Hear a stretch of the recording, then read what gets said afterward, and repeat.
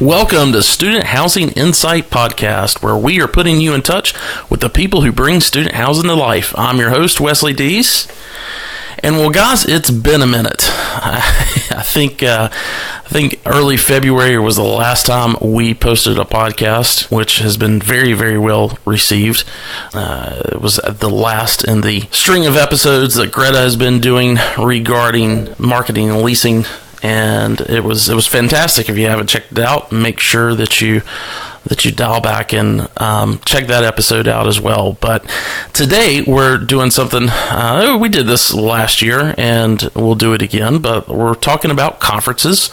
And we've got the Interface Student Housing Conference coming up, and just in a month. I'm sitting here recording this on March 7th and it begins on April 8th. So by the time this comes out tomorrow, we'll be exactly a month away. If you're not familiar with the Interface Student Housing Conference, it's put on by France Media and their two other companies, Student Housing Business Magazine, which I'm sure most everybody in this audience is aware of that, and Interface is actually their networking, conferencing company under that France Media umbrella. So anyway, their annual student housing conference is being put on in Austin, Texas. It has for several years now. I don't think that's going to change anytime soon. But last year they had a record attendance of well over 1,200 people. It's moving to be the same thing again. And I wanted to make sure that, because most people that are listening to this podcast will end up attending, but I wanted to make sure that we got some time to sit down with Rich Kelley and talk about what's going on with the conference this year. There's been a couple of schedule changes from the way they've typically done that in the past. I want to make sure everybody was aware of that and how to take advantage of that as well. And then also just, kind of a quick year in review of 2018, both for student housing business and the industry at large. We talk a little bit about P3s and, of course, the big Greystar EDR merger acquisition, however you want to tee that up. But anyway, it was a great conversation. I wanted to pass this along to you guys, and we'll just go ahead and get into the interview right now.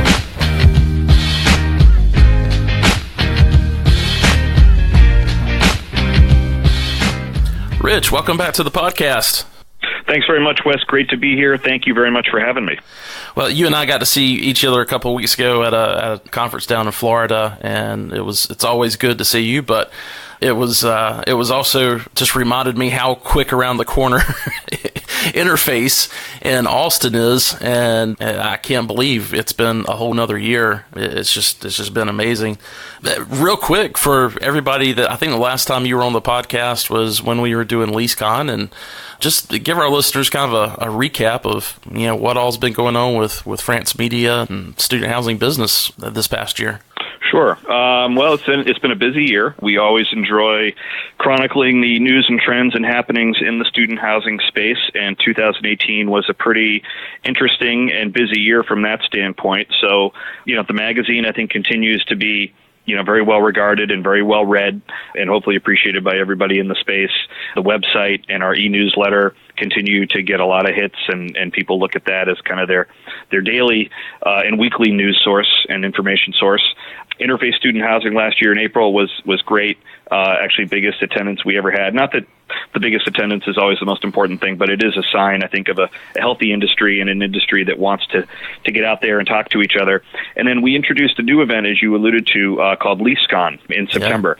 Yeah. And that was something that allowed us to really drill down very kind of much more deeply on kind of the whole leasing and marketing environment when it comes to student housing. Something we've covered in the magazine since day one when we started it, and something we also cover at Interface Student Housing. But this allowed us to really get much deeper into the topic, and really there are a lot of really interesting angles and trends to it when you talk about influencers and all the different kinds of things that companies do to get ultimately leases done and heads in bed. So it was a fun event. It introduced us to a lot of new people, so that was very valuable in the terms of getting to know some new companies and new readers and new subscribers and new editorial sources and things like that. And we look forward to doing the second annual LeaseCon this year. It'll be September 18th once again in Dallas. Great. I'm looking forward to that.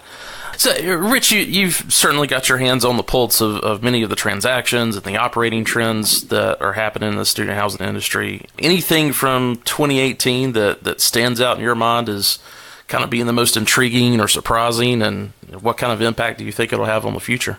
Well, that's a good question. I think when I look back at 2018, and this isn't necessarily intriguing or surprising, but the thing that I walk away from it, looking back at the year, is that the industry performed really well. And, there's always questions about, have we had too much development, or has pricing gotten too frothy and that's going to impact in a negative way, or, are troubled markets going to overtake the industry or things like that. And really, I think the story was that the industry performed really well in 2018. There's always, some individual markets or individual properties that might have issues, but largely, I think, it was a really solid year, and that the big news of 2018 that there really was no big news when it comes to market fundamentals in the industry as a whole. Everything performed well, and that's a great sign for both the present and the future. Now, having said that, there was also some huge news in 2018 when you look at Greystar's acquisition of EDR. EDR has been a company that's been a mainstay in this industry for a long time, very well respected, a lot of people that we all know and respect and like, and they are now part of Greystar. I think it's significant that a company of Greystar's size and scope is really making a huge investment in the student space, so that's great to see. That's a real vote of confidence. Lost, I think, a little bit in the whole Greystar EDR transaction was the introduction of Blackstone to the space in a huge way. That's never an insignificant thing when Blackstone becomes a big part of your industry. Absolutely. And it's usually always a very good thing too. So I think that was kind of the overwhelming news, was that an industry stalwart has now been being melded into an industry stalwart from the conventional space in Greystar, and you have also Blackstone in the space. The other thing I took from 2018, Wes, is looking on campus that P3s are not only here to stay, but everything is funneling in that direction when it comes to what colleges and universities are thinking when it comes to building or rebuilding their on-campus housing. For a long time, there had been a debate about, have we reached a balance or a tipping point where P3s are now commonly accepted and will be more commonly used by colleges and universities. And I think 2018 marks the year that happened.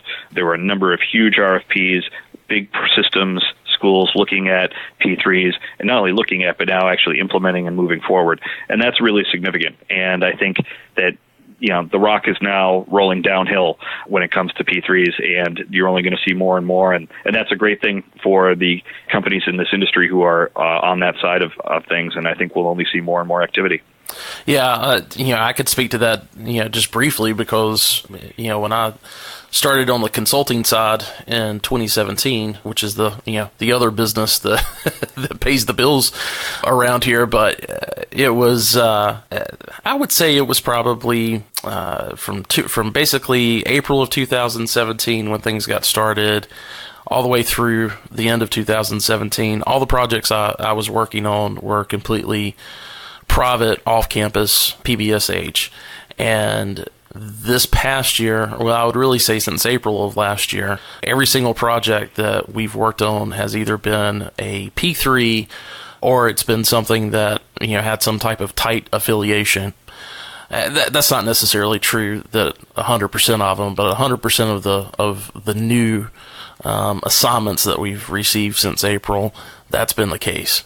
So, yeah, I think you're exactly right on that. So, as you mentioned, last year was the largest attendance for Interface in Austin. It certainly looks to be that way again. I got an email from you, I guess yesterday, saying that there were over 800 registrations already in place for people attending.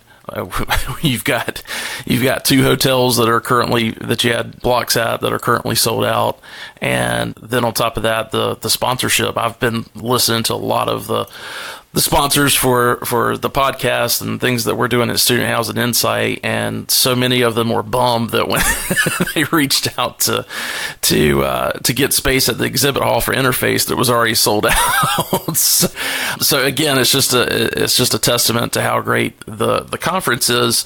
But again, from what I'm hearing, it's building up to be the same thing as it was last year in regards to attendance. But what are you hearing from the sponsors and the attendees about why they love this event so much? Well, I think there's a few things that contribute to it. We are blessed to be able to, through this event, really bring the industry together. And part of that is because companies don't just send one or two people; they really bring multiple folks from their organizations. So that when everybody does that, it really creates a big atmosphere and a big crowd, and it allows people to get a lot of work done and get a lot accomplished while they're there. I think part of it also is that our April time frame is a good time frame. People haven't seen each other maybe in a little while. It's also a time of year where properties have a 2018, 2019 operating history, and their 2019 lease up is pretty far along. You can have a pretty good idea of where things stand. So, I mean, I've been told by many folks on the investment and development side of things that the April timeframe really works well from a transactional standpoint. It's time to start talking about deals. And anytime you can bring people together and also have it be a good time for them to talk about deals, I think that's, a winning formula. Also, Austin's a fun place to come. For those of us that live up north, it's nice to get somewhere warm in April after a long winter. And, Austin has a lot of, fun places to go. So I think, you can kind of roll all that up together and it creates a good atmosphere and a successful event. Yeah. Now, I know the dates kind of changed a little bit this year. I think this is probably the first year that everything starts on a Monday. Was there anything strategic with that you guys were trying to accomplish, or was that just feedback from attendees? Neither. It was purely access to the hotel. Gotcha. As I said, Austin is a great place to go. The downside of that is that a lot of people want to go there, and it's really, really difficult to find dates and space for an event of our size. There are really only two venues that can take it in Austin, the JW and the Big Hilton. I guess now there's also a Fairmont that was built. But, for better or for worse, there's a lot of organizations that want to have their conferences and association meetings and trade shows, et cetera, in Austin. And the hotel, this was really the only option we had. So is starting on a Monday ideal? I think if we had our druthers, we'd probably rather start on a Tuesday or a Wednesday. But what I'm hoping will happen is that I think people will stick around at the event longer on Wednesday. In the old system where we went Wednesday to Friday, I think a lot of people took off pretty early on Friday because, it was a chance to go home and get home and see the family, take the rest of the Friday afternoon off, that kind of thing. But with the last day of the conference being on Wednesday, I think people will stick around longer, and we are going to hopefully facilitate that by having even more programming that's going to stretch a little later into the day on Wednesday. So we really do want people to stick around. We're going to have some of our best sessions on Wednesday. And I think that will actually, I think, work in our favor.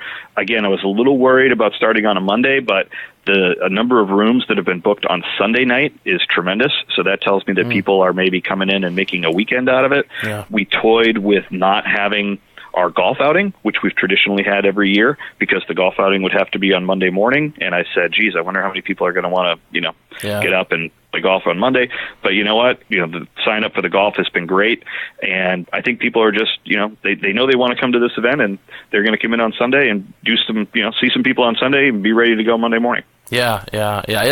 I noticed with my schedule as I've been putting it together for that week in the past, I've come in early because, there's always other business to do in Austin, people to meet, properties to inspect, all those kind of things. And, this way I was able just to switch it on the back end. And now I'm doing that on Thursday as opposed to, coming in on a Tuesday. So yeah, I think, again, it's just a testament to how great the conference is, and I'm glad you're able to make a pivot like that based on availability and it not affect anything. So that's great. So for this year, anything new or different from previous years that attendees might expect? Well, obviously the timing of the whole Monday to Wednesday rather than Wednesday to Friday, that's a little different, but we're trying to keep, the elements of the conference, similar to not, create too much chaos. But, no, I think, some little things are, we've expanded the exhibit hours. We are going to have the exhibit area, the trade show area, open now on Wednesday morning. As I said, I think we're going to have a lot more people coming on Wednesday morning for both the sessions, and I think that it made sense to give our exhibitors even more value by having the exhibit hall open on Wednesday morning for a couple of hours. We are, as I said, adding some extra sessions or more sessions that will go a little deeper into the day on Wednesday. I always feel the more content we can offer and the more education we can offer, the better. It's also a situation where there are always really twice as many sessions that I would like to host than we have time for. But by adding to our schedule a little bit on Wednesday, hopefully we can cover even a little more, a few more areas of the industry. And then, in terms of, specific topics and things, we are going to try to introduce some new ideas. Opportunity zones are a huge topic across all of commercial real estate. And there are, certainly it's applicable to student housing. I'm learning that more and more. So we're going to definitely focus in on that. We're going to talk a little bit more than maybe we have in the past about foreign capital and really track how it's coming in, where it's coming in from, what that foreign capital looks for. And then, as I said, also we'll touch base on P3s, as I think that's only going to become a bigger and bigger fixture in the space. Yeah, absolutely. So, last year when we did the same interview, we had the discussion of these faux attendees, folks that are showing up in the hotel lobby and setting meetings and not actually registering or attending. And listen, I get there's a lot of people that are in this industry that work in Austin, and it's just easy for them to swing in and hold a meeting if they honestly don't need to go to the conference. But I know there's a lot of folks that really should be attending and registering. For those folks, what are they going to be missing this year? Well, I think you just miss a lot of the flavor and the overall atmosphere of the event. We very consciously put together basically a networking lounge up on the fourth floor where the conference is, with the great help of our friends at University Furnishings who furnished that for us, because we don't want anyone leaving the floor. We want everybody to be right where all the sessions are, where the networking is, and that's why we literally create and build this networking lounge so that people can do meetings right there, and it works. And another reason, Wes, that people should be up on the fourth floor of the networking lounge is this year we're actually going to have some games and entertainment. One of our exhibitors, a company by the name of Olhausen Billiards, we're going to have a pool table out in the networking lounge, and we're going to have a shuffleboard table. So you can't get that in the lobby. Let's put it that way. But no, to answer your question in all seriousness, when you're part of the industry, you should be part of the industry, and you should be at the event and fully engaged and going to sessions and meeting people, and we hope that that's what everyone will be doing at Interface Student Housing. So if we could actually get a tournament set up, Rich, that would be great. That's something. I'll put that on my to-do list. All right, so for those listeners that are planning on attending and have registered or soon will be registering, as far as there's a lot of money that goes into this and a lot of time that goes into this from the attendee, and certainly want to make sure that they get a positive ROI on that experience. What kind of suggestions do you have? I know you mentioned making sure that you plan for adequate time on Wednesday to stay. Anything else that you would say, especially for this year, to make sure that you're planning in advance to get that positive ROI? Well, it's kind of conference attendance 101, but like anything, it always bears repeating. Take a look at the agenda, plan your time. I would be at the conference Monday afternoon to take part in the roundtables. People really love the Value Plus roundtables we do. You can go sit at a bunch of tables during that hour and a half and talk with like-minded people about kind of real specific topics in the industry. Make sure you're at the cocktail parties Monday night and Tuesday night. Everybody's there. It's a great place to catch up with people, as well as, you can see the exhibitors because the networking receptions are in the exhibit hall. Figure out sessions that are really of interest to you and make sure you're there. And then, after the session, just go up to the stage and talk to the speakers. We're very fortunate in this industry that everyone is very open and they're open to talk and open to engage with people. So if you want to introduce yourself or you have a specific question, go ask it. And overall, just be ready and be upbeat and be prepared. You never know who might sit down beside you in a session or at lunch or in the networking lounge, and it could be someone that could turn into a very valuable contact. So just be open-minded, be friendly, be inquisitive, and have fun. Yeah, absolutely. And good point about making sure that, if you're at a panel and something is being said that's interesting, or you've got further questions beyond the time allotted, I've always been able to speak to the speakers, and they've been very open with that. I don't know if you guys typically suggest that they keep 30 minutes or so available after their panel, but it seems like everybody puts a good buffer time in there to make sure that they're able to speak to people. I don't know if that's on purpose or not, but it's worked out great for me in the past. So, kind of last question, want to make sure that you're able to plug in where, if someone doesn't know student housing business, and this may be the first time hearing from you, obviously where they can go to get more information about the conference. And then also, as I mentioned earlier, both the room blocks at each of the hotels is completely sold out at this point. Is there any hotels that you're referring folks to at this point, or is Expedia the best option at this point? Well, in terms of where you can get information about the conference, if you go to our website, studenthousingbusiness.com, you'll see some ads for the conference, and then you can just click on those, and they take you to the website. The actual website address is Interface, which is INTERFACE, conferencegroup.com, and then you click on Interface Student Housing, and you kind of follow the different prompts. One of those prompts is hotel/venue, and as you said, both blocks have been sold out. Again, part of that is the popularity of our event, and part of it is the fact that the hotels only have so many rooms to give us because they've got so many other events and groups and people coming through Austin. So we do have, I think, 6 hotels on the website listed as other places to go. There's a Hyatt place that's literally right next door to the JW where a lot of people have stayed. There's a Residence Inn, a Hilton Garden Inn, Hampton, Courtyard by Marriott, Omni Austin, so kind of a different range. I know there's a W that's very close by.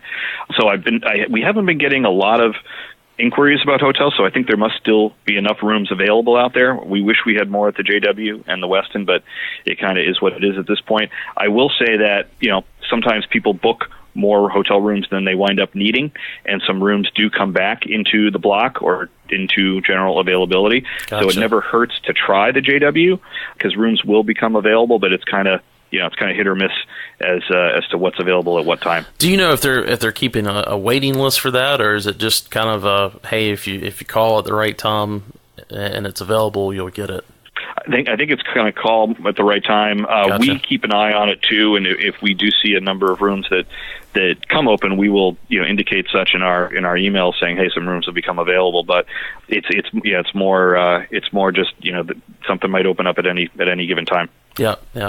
Well, made my reservations last night. I'm at the Courtyard, so if something opens up, hopefully I can get it. I love being in the hotel where the event's at because it makes things so much easier.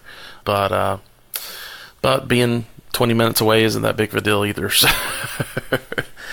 Well, hey, Rich, again, I appreciate your time and coming on and doing a quick promo for the conference. I do think it's the best thing going on in the industry right now as far as networking, and looking forward to seeing you and your team and everybody else at the event. Thanks, Wes. We look forward to seeing you.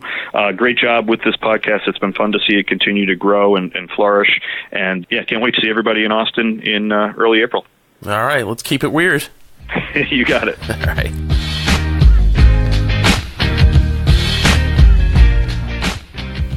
Well, guys, there you have it. Thanks again to Rich Kelley for getting on the phone and giving us some time to hear about the conference. If that was something that you were on the fence about attending, I hope that that conversation certainly sways you into attending.